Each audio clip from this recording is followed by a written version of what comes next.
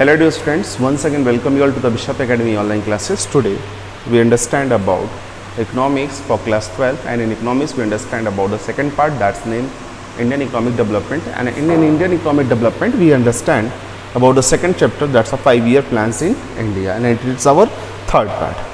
In this part our today's topic is the goal of planning in India. और इसमें आगे बढ़ते हैं तो सबसे पहले ये देखना goals of planning in India का कॉन्सेप्ट क्या है। तो उससे कहता है goals of planning are common to all the 5 years plan and therefore the generally studies in the as a common goals of the 5-year plan और objective of the planning. तो normally अगर देखा जाए तो यहाँ पे साफ साफ बताने का काम किया जा रहा है कि जो गोल्स रहे हैं प्लानिंग्स के वो ज़्यादातर जो 5-year प्लान रहे हैं उसमें कॉमन रहे हैं, जिसकी वजह से अगर देखें तो उसको हम जनरली क्या करते हैं common goals of the 5-year plan के रूप में या फिर ऑब्जेक्टिव ऑफ प्लानिंग्स के रूप में स्टडी करने का काम करते हैं। तो आगे अगर बढ़ते हैं तो नॉर्मली कहता है it may be noted that depending on the ground realities each plans is designed as distance plans with the distance set of the objective। अब यहाँ पे कह रहा है कि it may be noted that depending on the ground reality, जो हमारी plannings थी वो किसके ऊपर डिपेंड थी, ग्राउंड रियलिटीज जो थी यानी वास्तविकता जो है कंडीशन की उसके ऊपर डिपेंड होती है। यानी कि हमको क्या चीज़ से हम फार्मिंग की बात करें तो फार्मिंग सिचुएशन हमारी अच्छी है बुरी है, अगर अच्छी है तो उसमें और अच्छा क्या हो सकता है, अगर बुरी है तो उसको बेहतर बनाने के लिए हम क्या कर सकते हैं, दैट्स अ रियलिस्टिक सिचुएशन। और ये भी कहते हैं each plan is design as a distance plans with the distance set of the objective. कहता है हर एक प्लान को डिजाइन किया गया था जैसा ऑब्जेक्टिव था उसी हिसाब से उसको प्लान, यानी कि अलग अलग ऑब्जेक्टिव के लिए अलग अलग प्लान्स को डिजाइन करने का काम किया गया था। फिर however according to the syllabus specification by the CBSE we focusing on the common goals of the 5-year plans। तो अब यहाँ पे CBSE ने हमें जो सिलेबस के अकॉर्डिंग हमें दिया हुआ है हमें जो फोकस करना है वो कॉमन गोल ऑफ 5 years करना है, ठीक है। यानी कि 5 year में जो कॉमन गोल थे वो क्या क्या थे, यानी कि base objective of that 5-year plan था वो क्या था।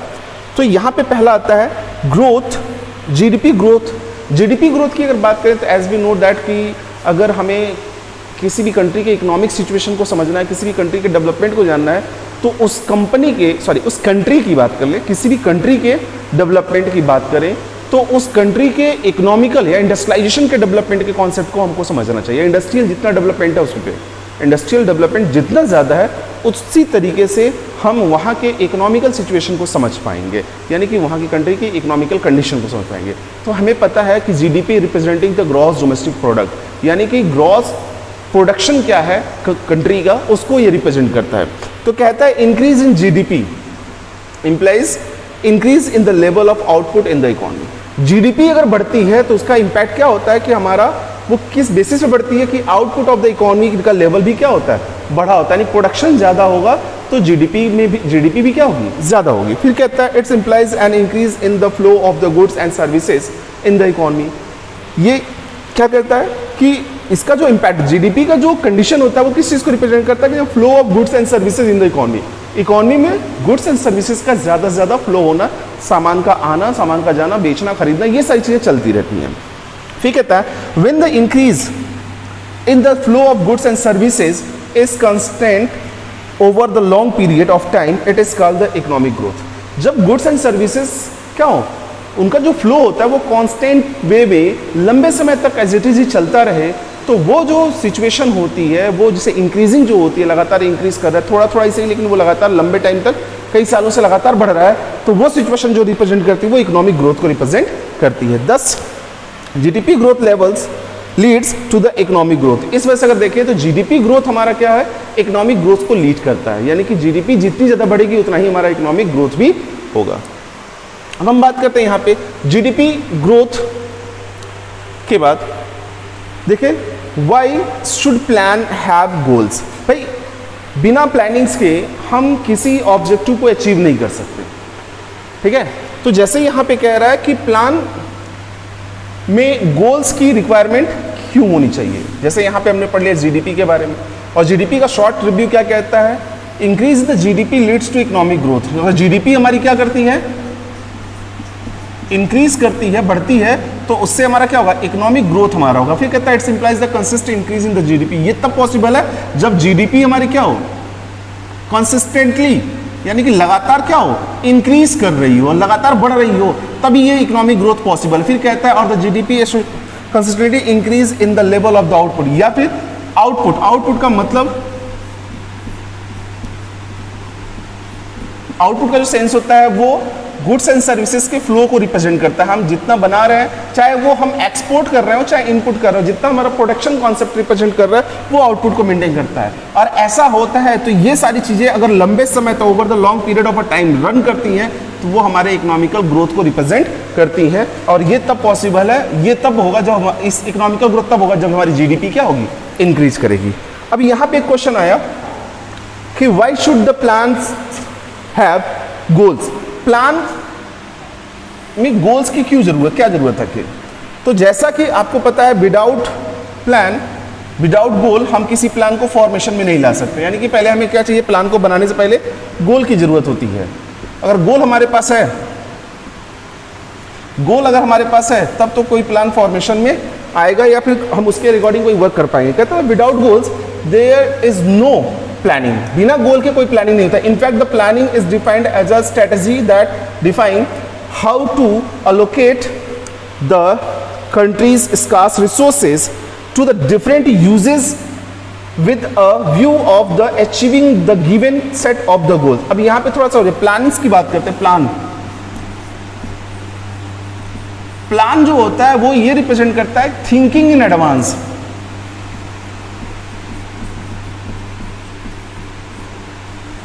थिंकिंग इन एडवांस, जब हम किसी चीज के बारे में पहले ही सोच लेते हैं तो वो हमारा क्या होता है, प्लान होता है। लेकिन ये सोच होती किस पे है, ये ऑब्जेक्टिव बेसिस होती है। यानी कि पहले हमारे पास गोल होता है, गोल जब होगा तो हम उसके बेसिस पे क्या करेंगे, प्लान को इंप्लीमेंट करने का काम करेंगे, प्लान को बनाने का काम करेंगे। और ये जो होता है, हम अगर बात करते हैं कि हमारी अपनी इकोनॉमी में इस प्लान की जरूरत क्यों है, 5 ईयर प्लान के कॉन्सेप्ट की जरूरत क्यों है, तो हमारे पास बहुत सारे इश्यूज थे जो हमको अपने इकोनॉमिकल सिचुएशन को इंक्रीज करने के लिए रिक्वायर्ड थे। और तो और जब हमारे पास as we know that there is a problem of choice, problem of choice में क्या होता है, स्कार्सिटी हमेशा बनी रहती है रिसोर्सेज की, यानी रिसोर्सेज ऑलवेज इन स्कार्स, कमी होती है रिसोर्सेज की। जब रिसोर्स कम होंगे तो क्या होगा, उनका सही तरीके से चूज करना और सही तरीके से यूटिलाइज करना ही सेगमेंट यूटिलाइज करना ही हमारे क्या होता है, हमारे प्लानिंग्स का मेन ऑब्जेक्टिव होता है। मतलब ये कि हमारे पास जो रिसोर्सेज हैं उसको हम क्या करते हैं, प्रॉब्लम ऑफ जो चॉइस जो है उसको सॉल्व करने का काम करते हैं, ताकि हम अपने जो अवेलेबल प्रोडक्ट है उसको बनाए भी रखें और लंबे समय तक इस्तेमाल भी कर सकें। तो ये सारी चीज़ें जो होती हैं, इस वजह से क्या होता है, कहीं ना कहीं हम अपने यूटिलिटी को बनाए रखने के लिए प्लान्स की रिक्वायरमेंट हमें होती है। आगे अगर बात करें, increase in GDP depend upon the 2 factors. GDP जो होता है वो 2 फैक्टर्स पे डिपेंड करता है। अब वो कौन कौन से फैक्टर्स होते हैं, पहला क्या, increase in the resource based of the company, ठीक है, रिसोर्सेज जो हैं उसके ऊपर बेस्ड होता है। दूसरा कहता है इंक्रीज इन द प्रोडक्टिविटी, पहले तो रिसोर्स को इस्तेमाल करना, दूसरा कहता है प्रोडक्टिविटी को बढ़ा के क्या करना, यानी कि आउटपुट को ज़्यादा से ज़्यादा इंक्रीज करके जीडीपी को बढ़ाने का काम करना। और ऐसी चीज़ तब पॉसिबल है जब हमारे पास क्या हो, अच्छी टेक्नोलॉजी हो, अच्छा रिसोर्सेज हो।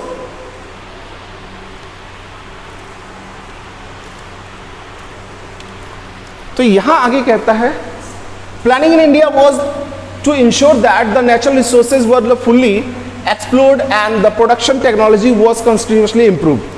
देखिए यहाँ पे जो प्लानिंग थी हमारे पास कि जो हमारे पास नेचुरल रिसोर्सेज है उसको पूरी तरीके से हम इस्तेमाल करते रहें और जो प्रोडक्शन टेक्नोलॉजी है उसमें भी लगातार हम इंप्रूवमेंट करते रहें। कहता so that the GDP growth achieve a movement, तो इसकी वजह से क्या होगा, जो जीडीपी का ग्रोथ होगा वो एक मूवमेंट अचीव कर पाएगा, यानी उसमें इंक्रीजिंग आनी शुरू हो जाएगी। जैसे 2 वेज की हम बात करें तो इसमें हमने कहा पहले कि इंक्रीज इन द रिसोर्सेज को या तो बढ़ा ले या फिर क्या करें, प्रोडक्टिविटी को बढ़ाने का काम करें थ्रू द टेक्नोलॉजी। और जैसे यहाँ पे अगर देखा तो हमने क्या किया, हार्वेस्टिंग के प्रोसीजर्स को हमने नई नई टेक्नोलॉजी को यूज कर लिया। थ्रेशर यूज कर लेते हैं आज के टाइम में हार्वेस्टिंग क्लीनिंग करने के लिए, तो ये क्या करते हैं, बहुत कम टाइम में हमारे प्रोडक्ट को क्लीन कर लेते हैं और हम रिक्वायर्ड टाइम में क्या करते हैं, प्रोडक्ट को टाइम से मार्केट तक पहुंचाने का काम कर लेते हैं। प्लविंग के लिए, सोइंग के लिए हम दुनिया भर के नए नए टेक्नोलॉजी को यूज कर रहे हैं, जिससे हमारी प्रोडक्टिविटी क्या हो, आज के टाइम में इंक्रीज हो जाती है। सेकंड हम बात करें मॉडर्नाइजेशन की बात करते हैं, it's refer to the updating and the adopting of the modernize technology in the process of growth. कहता है कि मॉडर्नाइज की जब बात करते हैं तो ये उन टेक्नोलॉजी की बात करता है जो अपडेटेड टेक्नोलॉजी होती है, जिनका इस्तेमाल हम क्या करते हैं, प्रोडक्शन को या ग्रोथ को बढ़ाने के लिए करते हैं। फिर कहता है as note that earlier the output of can be increase either increase in the pool of the resources और the buying the innovation technology. कहता है कि हमारा जो आउटपुट है वो तब बढ़ेगा जब हमारे पास रिसोर्सेज क्या हो, बढ़ जाएं, या फिर क्या हो, इनोवेटिव टेक्नोलॉजी हमारे पास आए, यानी कि हम ज़्यादा से ज़्यादा अच्छी से अच्छी टेक्नोलॉजी का इस्तेमाल करें तो हमारा आउटपुट बढ़ सकता है।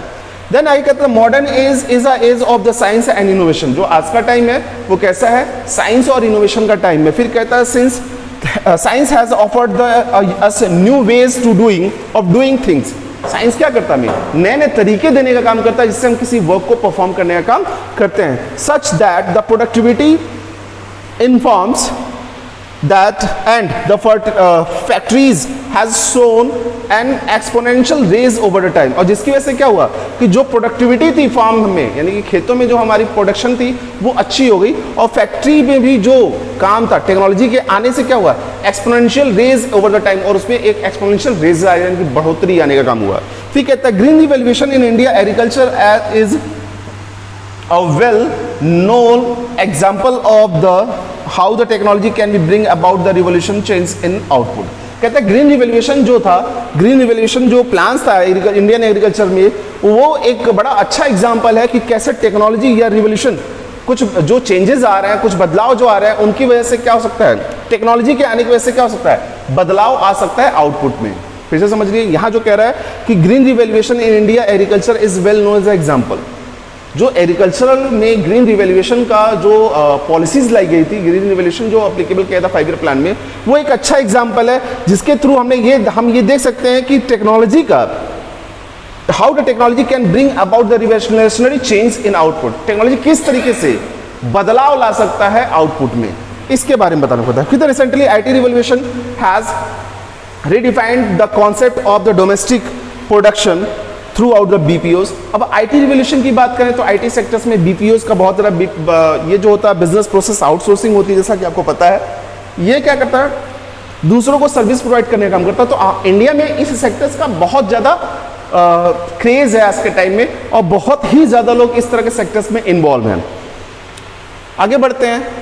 The planners were so the of the strong opinion that the conventional wisdom must give way to modern outlook। कहता है कि प्लानर्स इस चीज को लेके बड़े कन्वेंशनल विजडम, यानी कि जो सोच थी या फिर उनको जो रीजंस थे वो पूरी तरीके से क्लियरिफाइड थे कि ऐसा करेंगे तो ये चीजें होंगी। जो हमारा मॉडर्न आउटलुक है उनके प्लानिंग का ही एक देन है। आगे भी कहता है it's included the like issues like empowerment of the womens so that they